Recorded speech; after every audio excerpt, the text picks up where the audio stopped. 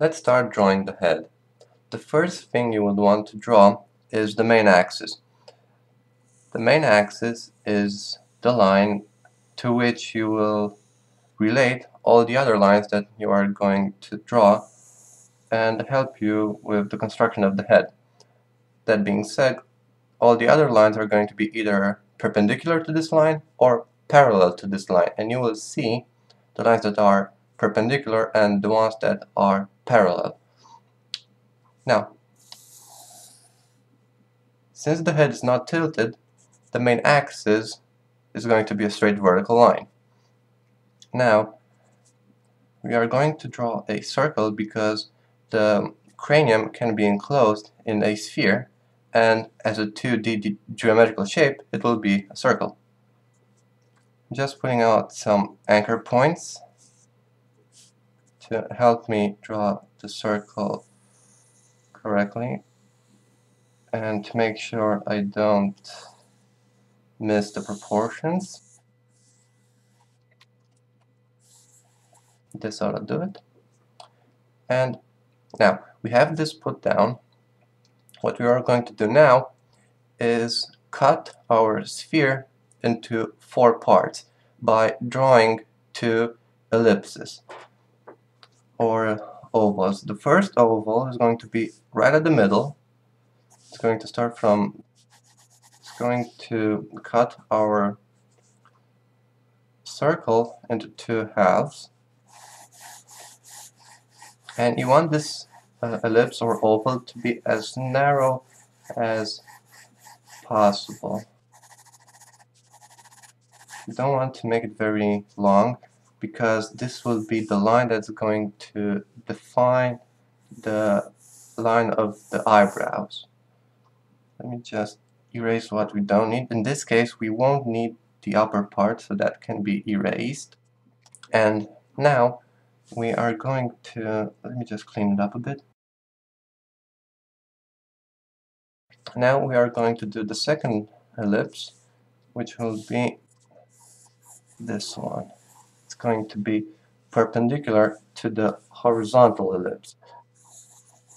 So that means it will be at 90 degrees angle in relation to the first ellipse. So there you have it. Now our circle is cut into 4 parts, and we can erase what we don't need from the second ellipse, which will be these 3 parts.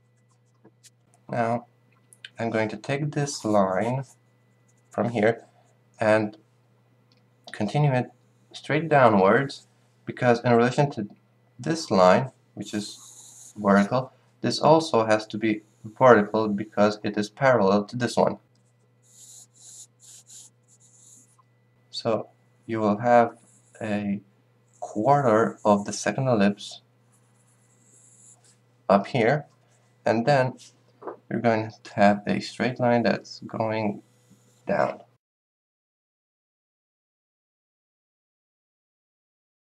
Since the head isn't perfectly spherical, it's not a perfect sphere, it has side planes and a frontal and a back plane. So it can be enclosed in a box, if you will. That means we're going to have to draw the side planes. In this case, we only have one, because we only have one side that's visible because of the 3/4 view. And that side will be drawn by cutting out a third or a quarter of the sphere, the side of the sphere. So that means we are going to draw an oval right here to suggest that this plane right here is a flat surface, and that the sphere has been cut right on that plane. Now what's going to happen to this line right here? This is still the line of our ellipse that went along the sphere. Since we have here a flat surface, that line won't be curved anymore. It's going to be a straight line, like that. Now, another thing that you will want to do here to help you out to draw afterwards is going to be to make a vertical line right through the middle of the side plane, straight and vertical and parallel to the main axis. Now we can start to draw the jaw, but before we do that, we are going to have to find out the position of it. And how we are going to do that? We are going to divide this line right here into 4 equal parts. The first part is going to be from the intersection point of the main axis to half distance to the intersection with the horizontal ellipse. So that would be around here.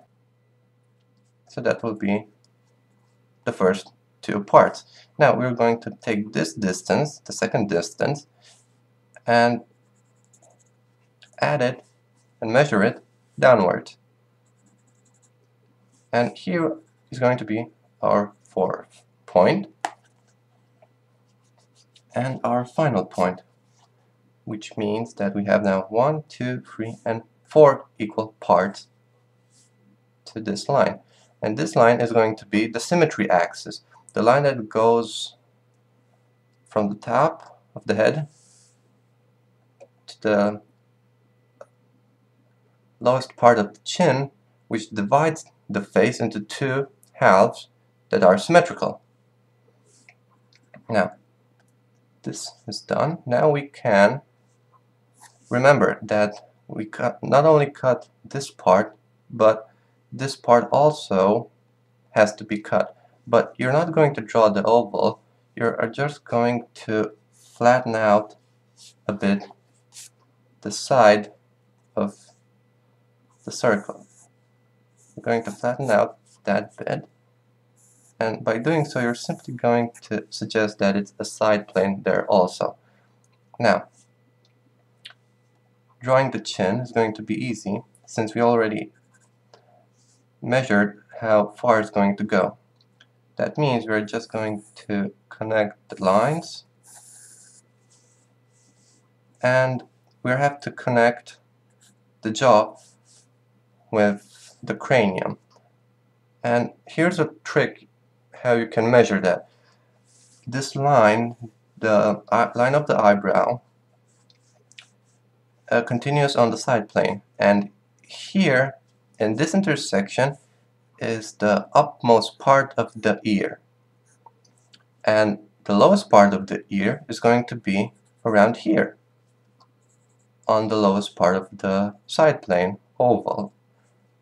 And we know that the jawbone connects to the lowest part of the ear, which is here. So that means we are going to connect the jaw right there. So we're going to have a short vertical line, and then simply going to connect it with the other part of the jaw. But since the jaw isn't here a very sharp point, we're going to have to draw a line right there, longer on this side because this is the most visible side. This is where you see the most of the head since it's the 3/4 angle, and this part right here is going to be a lot shorter because you only see a very small amount of that side of the face. So that means these lines are actually going to connect there and here.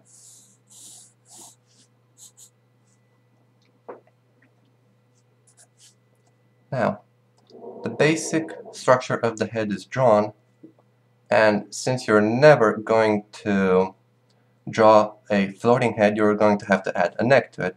And the neck can be easily suggested with a few lines. First, you have the front muscles of the neck, which will be these 2 lines right here, and then you're going to have the back muscles, which will roughly be these two lines right here. Let me darken out the outline of our head as we have drawn it so far. And of course, this point right here is going to be later on the line for the nose. You're going to add the nose right here in this distance. And to help you understand a few tricks afterwards, you're going to have to draw a line that's parallel to the line of the eyebrows, which is at half of the circle. And this will help you later on as you're going to add the eyes, the nose, the mouth, and the ears. Alright, so if you like this video, please do me a huge favor and give it a thumbs up. And also, make sure to subscribe to this channel to get access to even more cool lessons. And lastly, if you want to get more free step-by-step tutorials, go to mydrawingtutorials.com/bonus and sign up for my free newsletter. Or you can simply click the link below and just enter your email on the new page that pops up. So once again, just click the link below, enter your email, and get access to all my free lessons.